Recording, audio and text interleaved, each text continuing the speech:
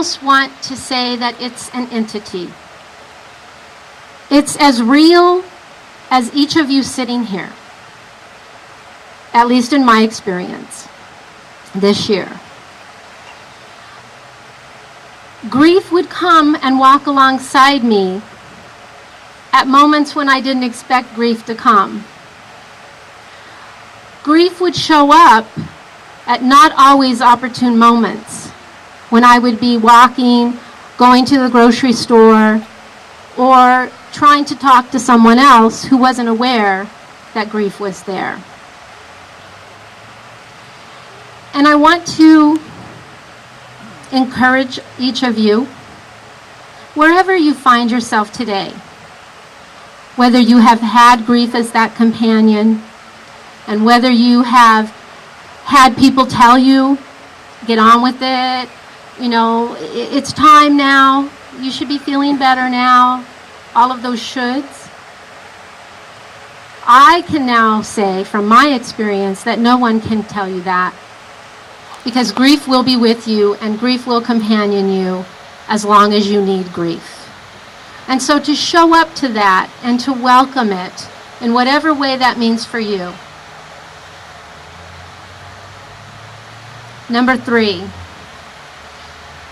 there's another part of that with grief. One day, I was on Facebook, on the computer, scrolling through my friends and family, and I came across a post. It was one line.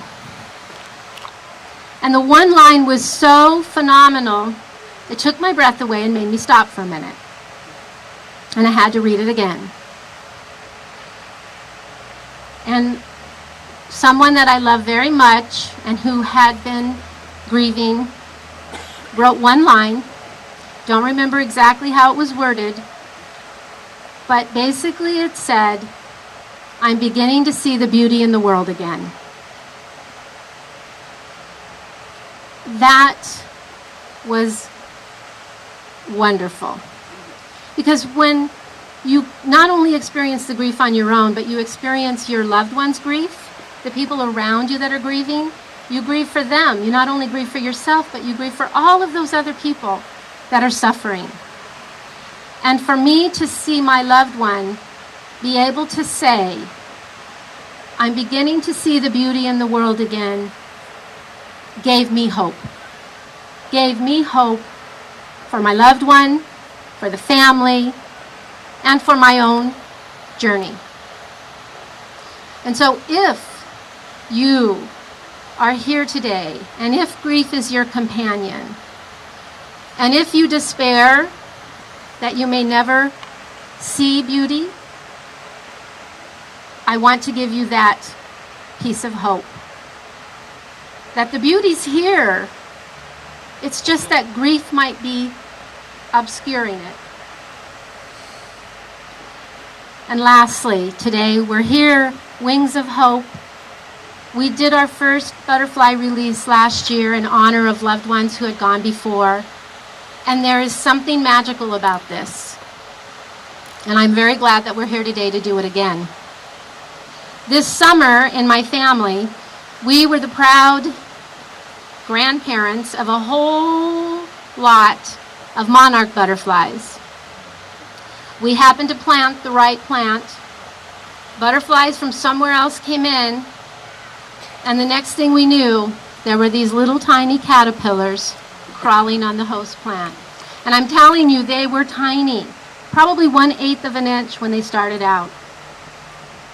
And these caterpillars started eating and eating and eating. Caterpillars live to eat.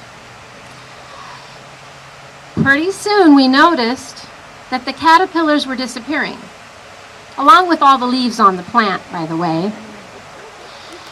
And we actually saw one of the caterpillars crawling along the area by the pool, which is not where it was born and not where it grew up. And we were afraid that the caterpillar wasn't going to make it. So we're like rescuing it. And we're bringing it back over to the garden. But then as the days went by, we started looking, my daughter-in-law especially, she became very good at this, we started noticing the cocoons. The caterpillars had to leave. They had to go find the right spot where they were going to end their life. Last year I shared a thought that I had read, and this year I don't remember who said it. What caterpillar calls the end of the world, the rest of the world calls butterfly. And so caterpillar, some signal to this inner clock, sends it on its way, where it finds the just right spot and it begins to literally, if you've not seen this, you can go to YouTube and you can Google it. The caterpillar will turn itself inside out. And in that very last minute, there is a quickening. And the caterpillar goes like this, and it's gone. And what is left in its place is the cocoon.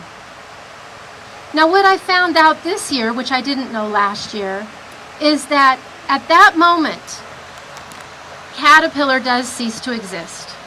Inside that cocoon, it's like a new ocean.